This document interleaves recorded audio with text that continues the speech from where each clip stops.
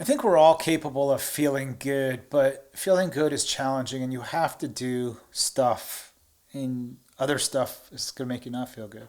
Right? By stuff, I mean you have to sleep, you have to exercise, you have to drink, you have to do Yeah. the thing. Like you got to water the plant. If you don't water that plant over there, it's like But you also have to Well, that's believe it. not- If you're a person who walks around saying like, life is hard for me, things don't work out for me.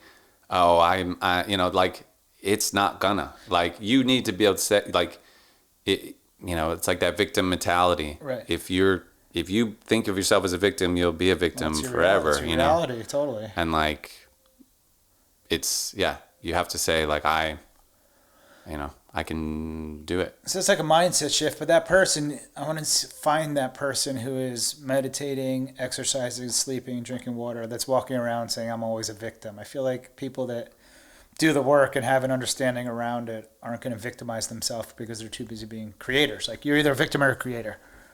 You know, if you want to keep living what happened to you, yeah, you're a victim. Like, I'm sorry that happened to you. It's not your fault, but your responsibility to still feel good.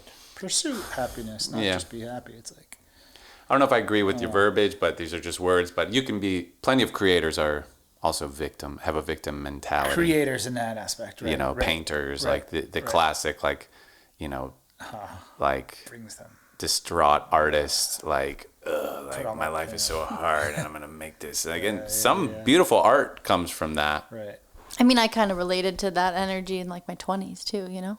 Or not victim energy, but just like a little bit. Like I was always like wanting a satisfying, fulfilling partnership I didn't have. So then I felt like I was like waiting for that. And it was just sort of like aimless sometimes. in a Were similar you way. telling yourself like, oh, I'm not a person who gets a good partner, or I thought I had like a curse because I hadn't really had like long relationships. I remember thinking I like couldn't make it to a year, you know? So when I had that first relationship, it was like, oh, geez, okay. Curse is broken. curse is broken? It's all new Yeah. experiences and new stuff, though, based on an old mindset. And so you Yeah. have the experience. It's a one-year relationship. You have the mindset. It gets in the next relationship. I don't know. Right. But a lot of shit happens to people. Like, people have a lot of shit, and life Yeah. isn't fair, and I feel sympathy. I don't feel badly. Maybe I feel badly, but for the people that have serious trauma or stuff, that constant struggle or challenges that, I don't know. I don't know if these modalities, maybe I'm a Yeah, it's true. cis white man who's privileged. Okay, like that's fair. I mean, I say Yeah. that because I give back and I do the things I can do. I'm aware of my situation, so I don't think it's just like, go ahead, do some breath work, you'll be great. Yeah, that's Like, true. fuck, And man, I it's- have had a very But you gotta do privileged something. life as well. But I think there are people who probably grew up with my same life, but don't have the same attitude. And like, yeah. there probably are people born way more like financially, whatever, every Challenged, metric, yeah. privileged than I grew up, and they hate their life and they're stressed and they're sad. And there's probably someone, what we would call like dirt poor, who has a great attitude and they're having a really fulfilling, nice life. And they're like, hey, I have my family, we eat, I go to, like, I do my work, and like, this life is beautiful, and like, I think the attitude still affects a lot. But you're right, I've been very privileged. I wouldn't go up to a poor person and be like, you just have a shitty attitude. Like, Right. it's not the case. But still, But like, yeah, your perspective can change your any choice. situation. Everything's always a choice, even if they're Yeah. in it. It's like Man's Search for Meaning by Viktor Frankl. Did I give you that book? No, I haven't read that Did you one. read that book? 100% worth reading. It's Cool. called Logotherapy. He was in a concentration camp, and I wouldn't say he was happy, but he found contentment in it. And it's like we're all responsible to create our own contentment. It's an ongoing thing. Yeah. So logotherapy is a type of therapy where you're going through like what's your creation. Yeah, definitely. I mean, it's I think the best-selling book in, I don't know about the world, but in many different languages. It's one of them. Yeah. Like, my mom always said when I was a kid, and I was like, oh, I'm like, whatever. I was just like complaining. She was like, happiness is a choice. It's a choice. And maybe sometimes she said it just to like, Got you. I'm not dealing with this. Happiness is a choice. You're actually choosing to have this shitty attitude right now. Like, I think, I don't know how much she believed what she was telling me, but I was young enough that like, happiness is a choice. Like, these are facts that I believe, and I still believe them. And like, when something bad happens to me, like, I choose joy. I choose, this will probably end up being the best thing that ever happened to me, Hope so. Not I hope so. Is sadness a choice? That I think is kind of what I was getting back to with my 20s. Like I was thinking the other day of like I liked that emo energy of like searching for things, finding myself, like a work in progress, like that kind of energy.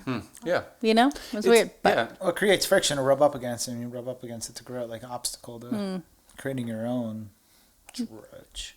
Yeah, I think Little bit of life, to have a life of like, to be like enlightened at age 2 and then like that doesn't exist, you know, like you go through doubt and pain and like you live but I think, but like sadness, grief, like is important. And like it's not bad. It's not negative. Like if someone in your family dies, like sad. When somebody in your family dies, not if. Yeah, when? When. Or someone you love dies. There is sadness. And like that's not, I think the opposite of like this joy is not sad. The opposite of this joy is like fear.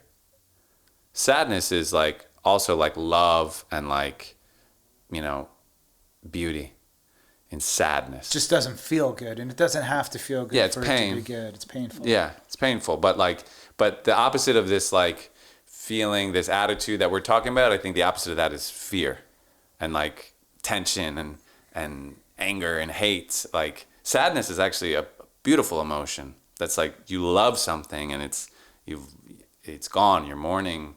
You're like paying tribute to it almost, you know, like going through it. Yeah. So, way. but I think I mean, I guess in some extent, probably it is a choice though. If you know, sadness. you could go No, take a stoic route and say, hey, we will all be dust one day. We were born to die. Everything dies. Everybody dies. That is just how it goes. But then in that moment, you're choosing happiness. You're choosing like the opposite. So sadness, we kind of deduce to like a feeling, right? You feel the grief, you feel the pain, you feel maybe happiness, you feel excited. I'm choosing to feel excited. I'm not choosing. Who would choose sadness? If you're choosing happiness, you can choose it, even in a situation that feels sad. I guess it's more contentness It's like than them happiness. Contentment. Like yes. contentment. Yeah. Like this person passed away who I loved. That is sad.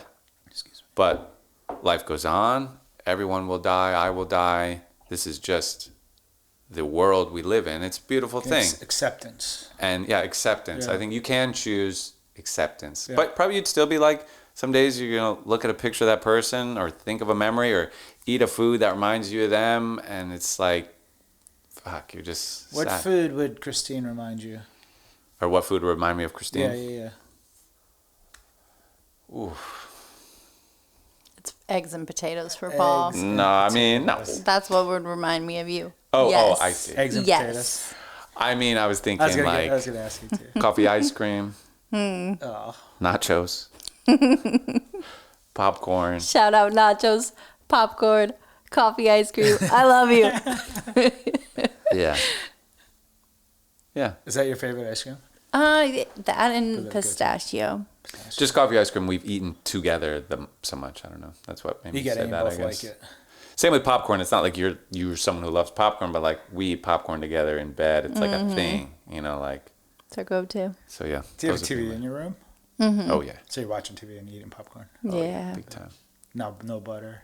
Like No little butter. I bed make it on the rats. stove. Yeah. Oil, salt. Yeah, Boom. not in the bag. We don't do that. We're really No, worried no. about all these toxins we keep hearing about. we cut the Those toxins. freaking We're burning that we sage. cut the tea and we put Okay. it in here loose Yes. leaf. We're going all out. Like Yeah, we're trying to be more natural and just Yes. more. I appreciate that you're willing to take those initiatives with me around the Yeah, house. I like them.